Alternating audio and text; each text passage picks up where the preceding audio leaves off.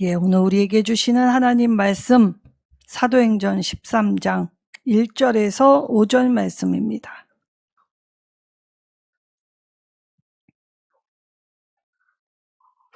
신약성경 208쪽입니다. 제가 하나님 말씀 봉독하도록 하겠습니다. 안디옥 교회의 선지자들과 교사들이 있으니 곧 바나바와 니게르라 하는 시몬과 구레네 사람 루기오와 분봉왕 헤롯의 젖동생 마나엔과 및 사울이라. 주를 섬겨 금식할 때에 성령이 이르시되 내가 불러 시키는 일을 위하여 바나바와 사울을 따로 세우라 하시니 이에 금식하며 기도하고 두 사람에게 안수하여 보내니라. 두 사람이 성령의 보내심을 받아 실루기아에 내려가서 거기서 배를 타고 구브로로 가서 살라미에 이르러 하나님의 말씀을 유대의 여러 회당에서 전할세 요한을 수행원으로 두었더라. 아멘. 자, 오늘 사도들의 발자취를 따라가면서 그 한 걸음 한 걸음이 모여서 지금 여기 저와 여러분에게까지 다다랐던 것입니다. 자, 오순절 성령 강림으로 이 복음이 이 세계의 역사에 전파되고 있는 중이지요.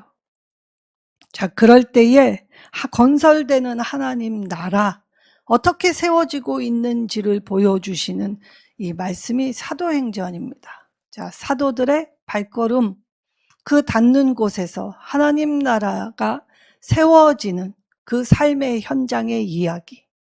그래서 사도행전이라고도 하고 성령의 역사로 인해서 성령행전이라고 불리기도 합니다. 하나님의 뜻에 의해서 하나님은 하나님의 일을 하나님의 부르심을 받아 응답하여 적극적으로 동참하는 사람들을 통하여 그 일을 이루어 가시지요. 예루살렘과 온 유대와 사마리아와 땅끝까지 이르러 그 로마에까지 이뤄지고 오늘날 저와 여러분에게까지도 전하여진 그 하나님 나라의 이 중요한 이야기, 특별히 사도행전은 전반기는 이 베드로 중심의 사역에 관한 이야기가 쓰여져 있지만 이제 후반부부터는 이 바울의 선교 여행을 중점으로 기록되어 있습니다. 자, 예루살렘 모교회는 영향력이 온 곳에 미칠 만큼 중요한 교회이기도 하였지만 실상은 활동적인 면에서 보면 상당히 위축되어 있었습니다. 왜 그러느냐? 이 초대교회에 이 여러 가지의 어려움이 한꺼번에 닥쳤기 때문이지요. 먼저는 집사 스데반이 죽었습니다. 순교하였지요. 자, 그런 상태에서 사도 야고보도 순교를 당하였습니다. 자, 그리고 이 초대교회에 굉장히 중요했던 이 사도 베드로도 옥에 갇히는 일이 발생하였지요. 자, 우리가 믿음으로 산다고 하여도 실상 우리의 생활에서 이러한 여러 가지 어려움이 임하게 될 때 사실 믿음의 사람들도 위축될 수 있습니다. 믿음을 가졌다는 것이 이 죽음의 슬픔으로부터 이 완전 무결하여 나는 괜찮다라고 하는 사람들 없지요. 근데 종종 믿음을 가졌다는 것과 슬퍼한다는 것이 이율배반으로 받아들이는 사람들이 있습니다. 자, 그러니까 믿음을 가진 가정에서 장례를 치르게 될 때 천국 갔으니까 오히려 그 장례는 잔치자리가 되어야 한다.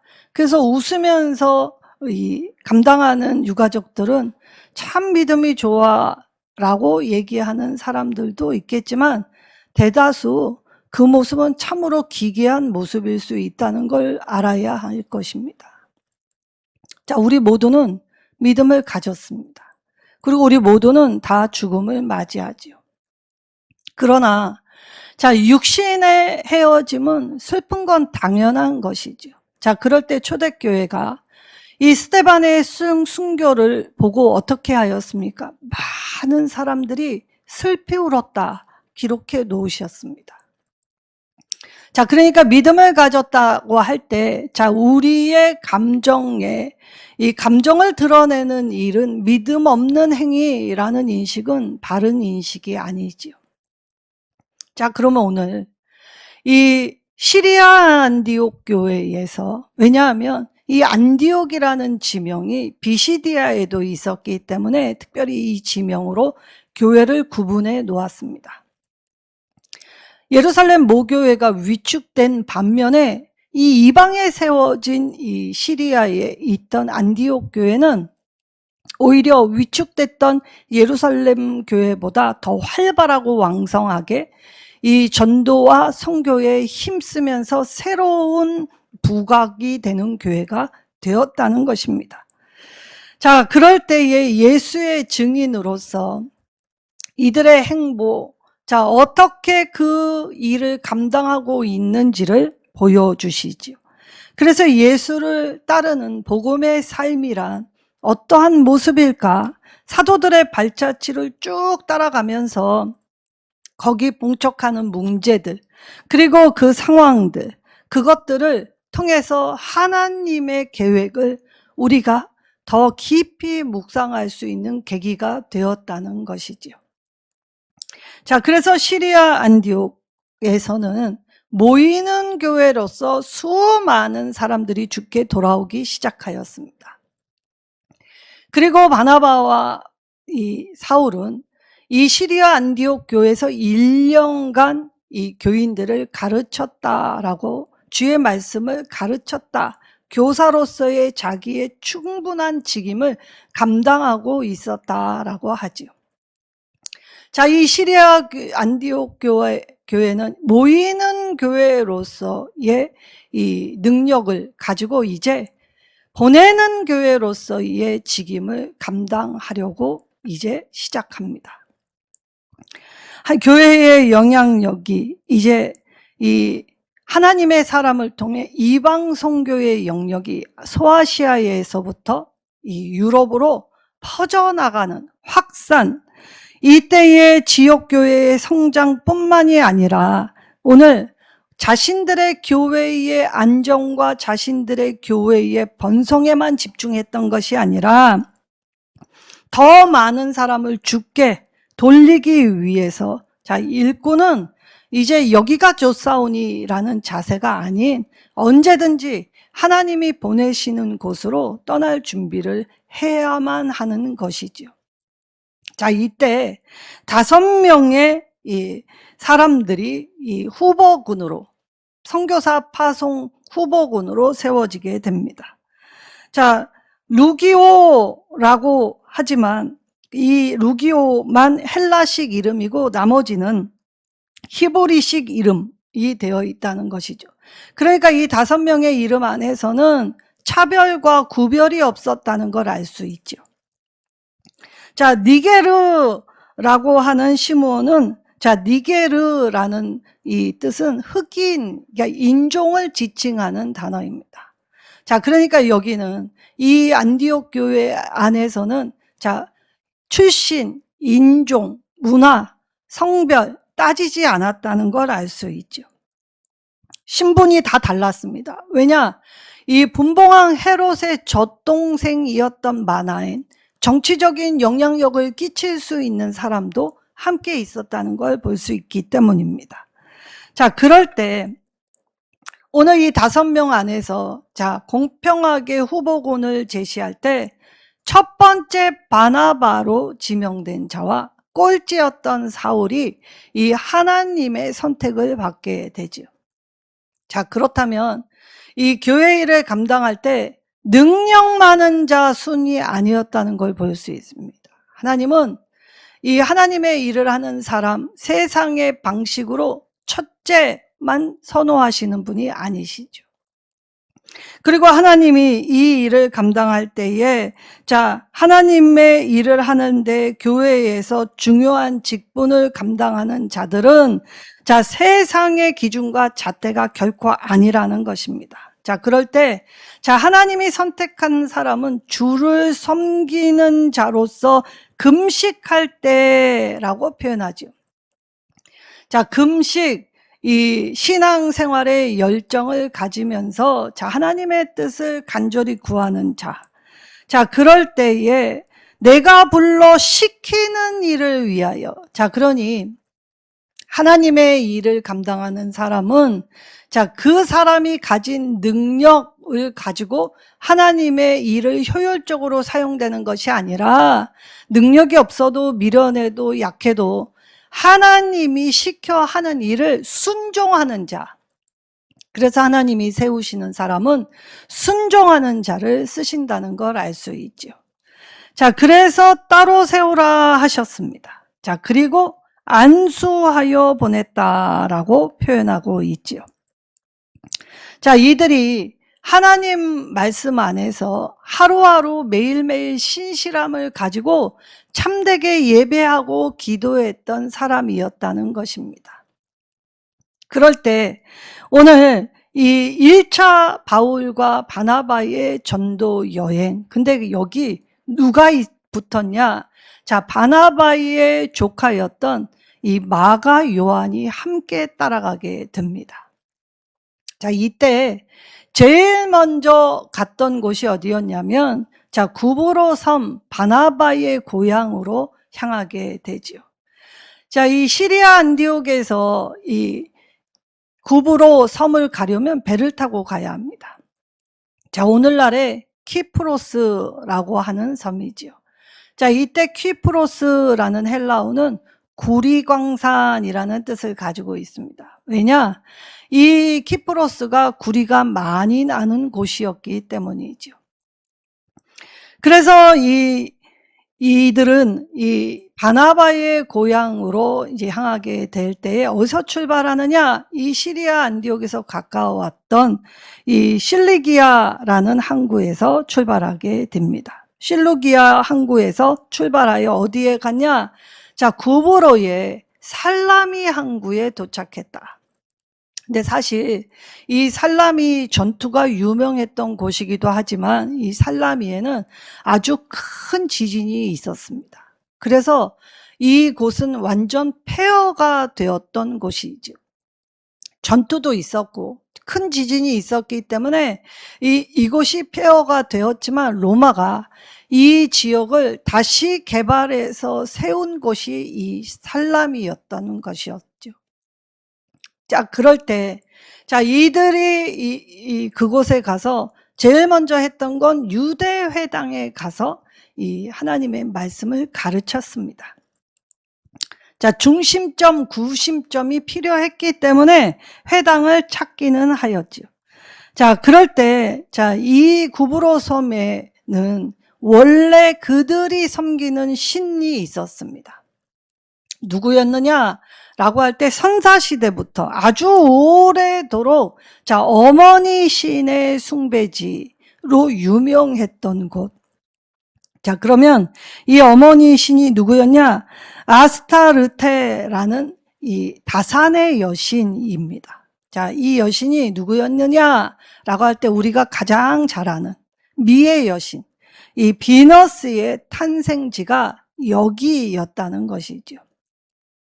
자, 그럴 때, 자, 우리는 비너스로 알고 있지만, 자, 아프로디테라는 여신이 바로 이 섬에 오래 섬긴 이 다산의 신으로서 이 사람들이 아주 뿌리 깊게 우상숭배가 가득했던 곳이었다는 것이죠. 자, 하나님의 복음이 이처럼 우상숭배가 가득한 곳에 하나님이 보내십니다. 자, 그러면, 자, 여기는 할 수 없다. 여기는 우리가 전해도 듣지 않는다. 믿을 수 없다. 자, 우리는 내 판단에 의해서 된다, 안 된다를 가늠하지만 사실 하나님이 이들을 보내실 때에는 자, 하나님의 뜻을 이루기 위해 그래서 하나님이 시키시는 일을 거행하는 일로 살아가게 하셨다는 것이죠. 그래서 이 유대인 회당에 들어가서 말씀을 증거하면서 이 섬을 돌아다닐 때 이 살라미에서 제일 반대편인 바보로 향합니다. 자, 이 바보, 이 섬에 도착했을 때에는 여기 누가 있었냐면 로마 총독인 서기오 바울이 여기 파견되어 있었다라는 걸 알 수 있지요. 자, 이때 서기오 바울, 이 총독이었던 서기오 바울이 이 바울의 전도로 이 그리스도인이 되었을 것이라는 추정을 할 수 있는 이 고고학적인 비석이 발견됩니다. 그래서 윌리엄 람세이라는 사람이 1912년에 이 서기오 바울의 아들과 딸이 나오는 비석 2개를 발견했는데 그중에 이 딸의 남편이 그리스도인이었다라고 기록되어서 이 서기오 바울이 총독직에서 물러났다라는 이 기록을 발견했다라는 것을 추정할 볼 때 서기오 바울이 아마도 이 바나바와 바울의 이 전도로 이 그리스도인이 되었을 것을 유추해 볼 수 있지요. 왜냐하면 이 딸의 남편이 그리스도인이었다는 사실로 자기의 총독직을 잃지는 않습니다. 자, 그러니까 이 그리스도인이 되었다. 자, 그러면 이 전하여 주는 자의 역할은 분명히 하십니다. 자, 그러니 하나님의 말씀을 듣고 우리가 꼭 내가 아니라도 누군가 하겠지라고 생각하는 건 잘못된 생각입니다. 아직도 지구상에는 전하여 주는 자를 통해서 이 예수를 믿고 돌아오지 못한 영혼들이 많다는 것이죠. 그러니까 전하여 주는 자가 되어야 한다는 것입니다. 자, 그러니까 누구에게만 국한된 사명이 아니라 우리 모두에게 국한된 사명이라는 걸 알 수 있죠. 그래서 우리는 성령의 일하심에 제한을 두면 안 됩니다. 자, 그럴 때에, 자, 이때에 이 바울이, 정말 바나바와 바울이 매 순간에, 하나님이 모든 순간에 인도하고 돕고 함께 하신다는 역사를 그들이 제일 먼저 가장 뼈저리게 알았을 것입니다. 그리고 바울에게는 이제 전하여 주는 자의 이 책임이 얼마나 막중한지, 얼마나 귀한 일인지를 깨달았기 때문에 그는 멈출 수 없었지요.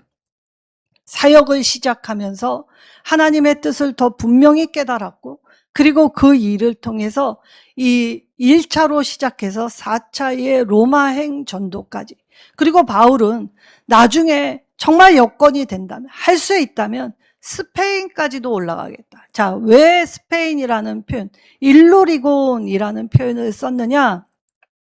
그 당시에 사람들의 뇌리 안에는 이 스페인이 땅끝이었기 때문입니다. 그러니까 내가 할 수 있는 한 힘을 다해 하나님의 일을 하겠다라고 설명할 때, 자, 이 땅끝까지 예수님의 말씀을 온전히 순종하기 위해 애쓰는 삶을 살고 싶습니다. 간구했고 간절히 바랬고 그 일을 바람만 한 것이 아니라 한 걸음 한 걸음 통해 하나님의 일을 감당하며 나아갔다는 것이죠.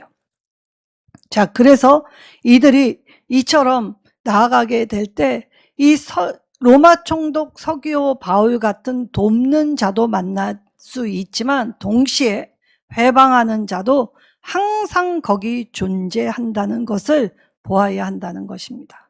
이것이 영적 싸움이지요. 하나님은 우리가 이길 수 있도록 돕는 자를 준비시키시지만 동시에 우리를 회방하는 자도 항상 거기 함께 존재한다는 것, 우리가 깨달아 알아야 한다는 것입니다. 자, 그러면 회방하는 자는 누구였는가라고 할 때 바예수라고도 하는 엘루마라는 사람. 자, 이 사람이 이 유대의 거짓 선지자였는데 누구를 홀리고 있었느냐 하면 바로 이 총독 서기오 바울을 현혹시키려고 애를 쓰고 있었다라는 것입니다. 자, 이때 참 선지자와 거짓 선지자의 대결. 바울은 이 13장 12절에 이 얼마 동안 네가 하나님의 일을 회방하기 때문에 얼마 동안 해를 보지 못하고 맹인이 될 것이라고 선포하였습니다. 자, 즉시 안개와 어둠이 그를 덮어 인도할 사람을 두루 구할 정도로, 자, 그러니 오늘 우리가 볼 때, 자, 나 한 사람 잘못된 길을 가는 것도 문제이지만 더 큰, 더 심한 문제는 무엇이냐? 내가 다른 사람을 잘못된 길로 인도하는 것. 그래서 맹인을 인도하는 것. 내가 천국문을 막고 천국 들어가게 하는 사람 못 들어가게 막게 하는 일. 그러면서 그는 나는 하나님께 열심히 있는 자, 나는 하나님의 일을 맡은 자였다고 자랑하였다는 것이죠. 자, 이때에 그들이 이런 방해를 통해서, 자, 바울의 이 선포가 즉시 이 엘루마에게 임하게 될 때에 이 서기관 총독은, 서기오 바울은 이 바울을 전하는 예수 그리스도를 온 몸으로 받아들였습니다. 왜냐? 아무리 세상이 현혹하려 해도, 자, 이성과 양심의 기준으로도 잘못을 따질 수 있는 것이 우리이기 때문이지요. 그러니 이 바울의 전도로 이 로마 총독 서기오 바울이 돌아오게 될 때에 이것은 어마어마한 큰 사건이 될 수 있었던 것이죠. 근데 거기에 안주하지 않습니다. 왜냐? 사실 이렇게 권세 가진 사람이 협력자가 된다면 조금 더 수월하게 갈 수 있지 않겠습니까? 근데 바나바, 바울은 편리함, 수월함을 다 내려놓고 이제 거기에 안주하지 않고 내륙, 이제 구브로 섬이 아닌 다시 내륙 지방인 버가로 건너가게 되지요. 자, 그럼 이 위대한 이 역사를 쓰고, 자, 우리는 보통은 이런 일을 맛볼 때 큰 역사를 맛봤다. 야, 내 세상, 내 삶에 이런 역사가 있다니 정말 어안이 벙벙하고 정말 기쁜 일이 아닐 수 없지요. 근데 인생은 예측 불허합니다. 왜냐? 버거로 건너가자마자 가장 불행한 사건이 벌어지고 말았다는 것이죠. 자, 마가 요한이 이 버가에서 돌아가게 됩니다. 일행에서 떨어지게 되지요. 자, 이 일행에서 떨어지게 될 때의 이 사건은 바나바와 바울이 갈라지게 되는 사건이 되기도 하였기 때문에 불행한 사건이라고 지칭할 수밖에 없지요. 자, 그러면 왜 돌아갔을까? 이 젊은 청년은 왜 돌아가야만 했을까? 자, 성경은 말씀해 주시지 않습니다. 다만 확실한 한 가지는 그들과 함께 떠났다가 홀로 돌아갔다라는 사실만 전하여 줄 뿐이지요. 자, 사람인지라 이 바나바가 사울을 이끌어준 은인 아닙니까? 초대교회에 있어서 바나바 없이 사울이 이 선교 여행을 감당할 수 없었을 것입니다. 왜냐하면 모두가 이 사울이 스데반을 죽인 이 앞잡이였다는 것, 장본이었다는 걸 누구보다 잘 알고 있었기 때문에 사실 사울의 사역의 시작에 가장 중요한 사람은 바나바라 할 수 있지요. 그런데 이 마가 요한이 돌아간 일로 그들은 각자의 길, 그래서 서로 다른 동역자로 이 영적 분열을 하게 됩니다. 그렇다면 이 바나바의 조카였기 때문에 인간적으로 우리 바울 입장에서 바나바의 말에 귀 기울여 줘야 하는 거 아닌가? 인간적으로 이거 너무한 거 아닌가? 왜 바울이 이처럼 은혜를 모르는 사람처럼 이렇게 자기 주관만 뚜렷하고 우리 이 일을 하게 될 때 내 눈에는 이것이 옳지 않다. 그러니 이 주도권 싸움에서 내 판단에 의해 옳지 않았다라고 생각해서 그가 돌아갔을까요? 아니면 이방인에게 전하여 주는 그 상황 속에서 하나님 말씀을 그렇게 애쓰고 나름 노력하며 전하여 줬는데 그들이 듣지 않고, 그리고 정말 소수 일부만 돌아오는 것에 낭망하여 돌아갔을까요? 알 수 없습니다. 그러니 쉽게 이야기할 수는 없지요.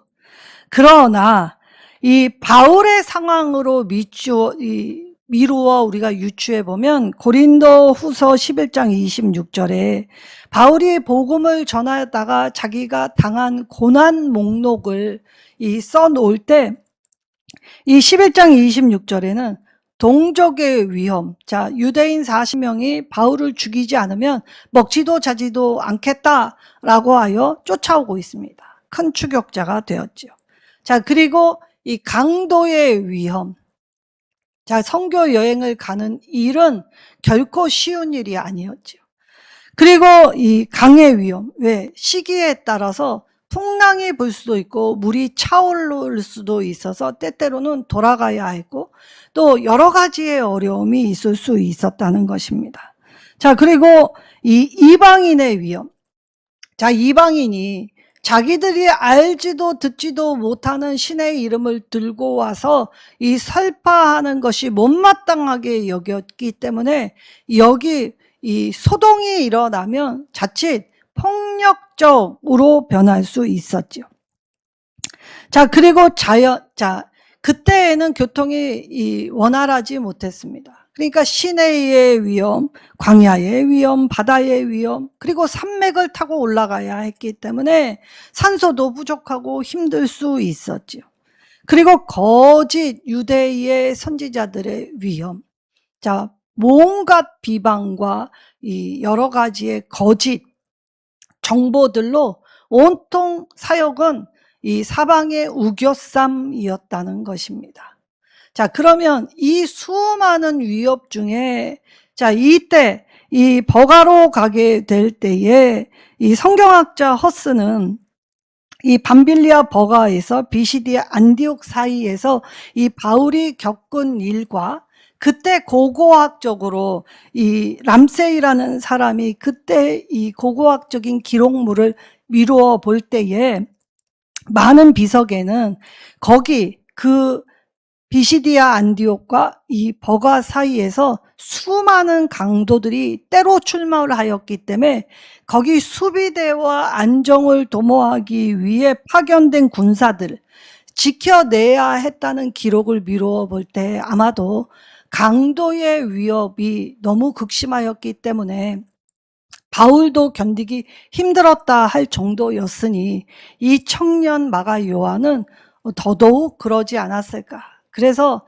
이 사역의 모든 과정과 함께 하다가 도저히 내가 이것만큼은 견딜 수 없다 라고 해서 돌아갔을 것으로 추정해 볼 수 있다는 것입니다. 그러면 이 마가 요한이 돌아가서 아무것도 안 하고 사역도 포기하고 자연인으로 살았을까라고 한다면 먼 훗날 마가 요한을 내게 데려오라고 바울이 이야기한 것으로 보아 마가 요한이 비록 이 어려움을 견디지 못하고 그 당시에 실패했던 것, 그럴 때 동역자들 사이에서 힘을 빼고 이 여러 가지의 낙담을 주었다 하더라도 마가 요한은 마가 요한대로 자라나고 있었다는 것을 알 수 있죠. 그리고 바울이 나중에 사역의 후회를 하면서 마가 요한을 내게 데리고 오라라고 요청할 정도로 그는 잘 자라고 또 이 사명을 감당하였을 것으로 볼 수 있습니다. 그래서 우리는 이 처음 모습 그리고 실패하는 모습을 보고 규정 지을 수 없다는 것이죠. 하나님은 그 실패자, 준비되지 못하여 순간의 어려움을 이기지 못하여 그 순간을 넘어가지 못한 자라 하더라도 그를 쓰시는 하나님이 되신다는 것이죠. 그러면 마가 요한이 돌아가서 무엇을 하였겠습니까? 예루살렘 모교회에 이 그간 그래도 중간에 돌아오긴 했지만 그간의 이 선교 여행지를 돌아보면서 했던 일들을 이 보고하였을 것입니다. 자, 많은 이방인들이 주께 돌아오고 있다는 사실, 그리고 이 유대 회당에 가서 복음을 증거했다는 것.